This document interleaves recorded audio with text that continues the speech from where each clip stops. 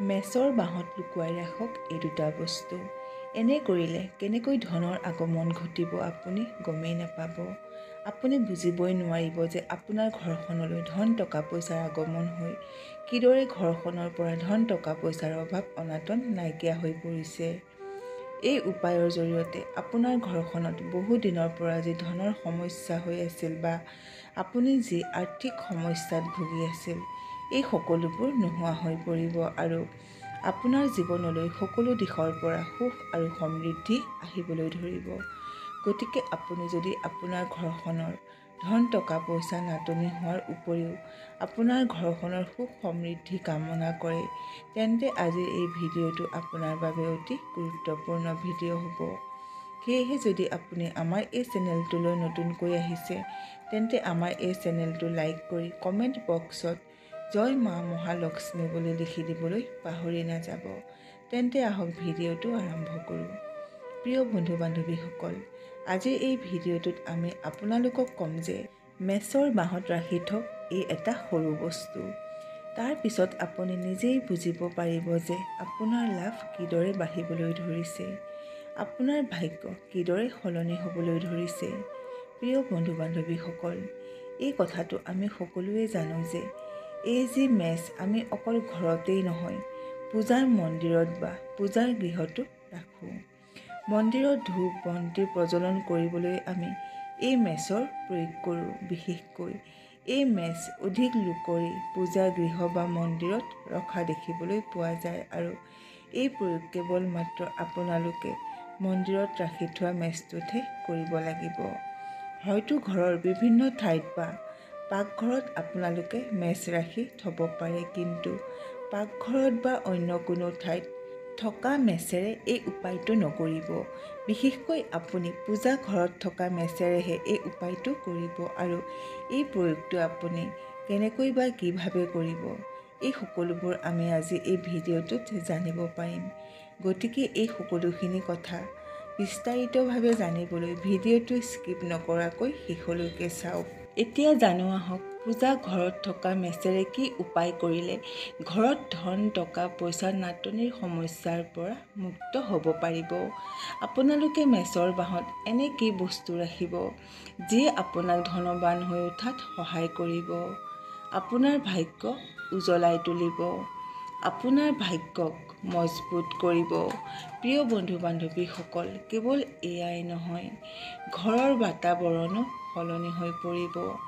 গোটেই ঘৰখন পজিটিভেৰে ভৰি পৰিব, ইতিবাচক শক্তিৰ সঞ্চাৰ হ'ব আৰু নিগেটিভ এনাৰ্জি দূৰ হৈ মা লক্ষ্মীৰ আশীৰ্বাদ লাভ কৰিব।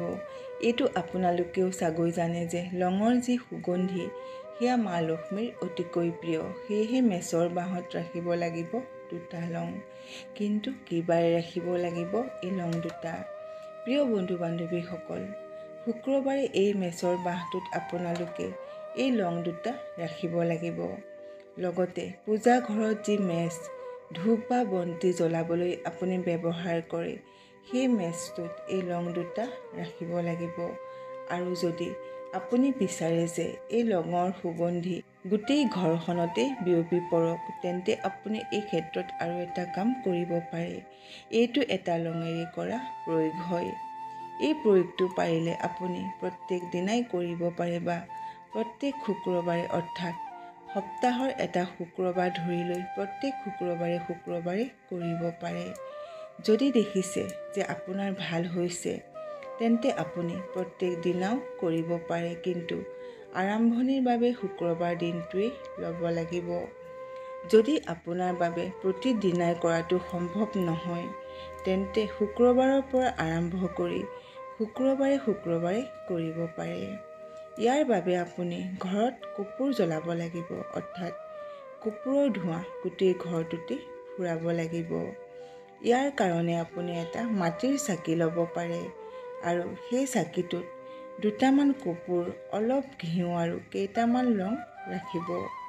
আৰু সেই কৰ্পূৰ, ঘিউ আৰু লঙৰ সুগন্ধি মা লক্ষ্মীৰ খুবেই প্ৰিয় হয়।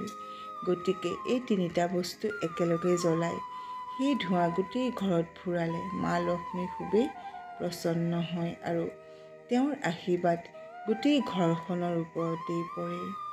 এই প্ৰক্ৰিয়াৰ ফলত ঘৰত থকা নিগেটিভিটি এনাৰ্জি ঘৰখনৰ পৰা আঁতৰি যায় আৰু ঘৰলৈ যথেষ্ট পৰিমাণৰ শুভ শক্তি বা পজিটিভ এনাৰ্জিৰ আগমন হয়।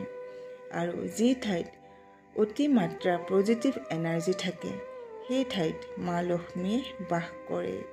সেই ঠাইক মা লক্ষ্মীৰ নিবাস স্থান বুলিও মনা যায়। এই বিশেষ প্ৰয়োগটোৰ মাধ্যমত সেই ঠাইত পজিটিভ এনাৰ্জিৰ সঞ্চাৰ হয়। ঘৰত কাজিয়া পেচাল, গৃহকণ্ডল, মানসিক চিন্তা, আৰ্থিক অভাৱ, ধনৰ অভাৱ আদি থাকিব নোৱাৰে।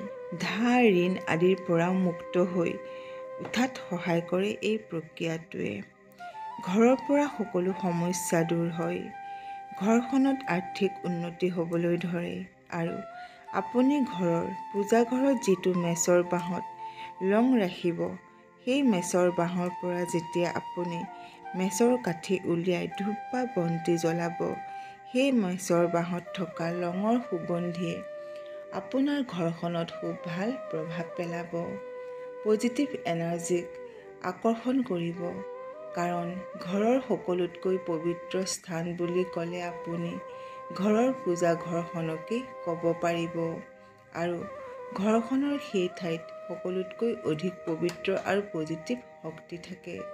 গতিকে সেই ঠাইত এনে বস্তু ৰাখক যিয়ে বাতাবৰণ আৰু ঘৰখনক পবিত্ৰ কৰি ৰাখিব পাৰে।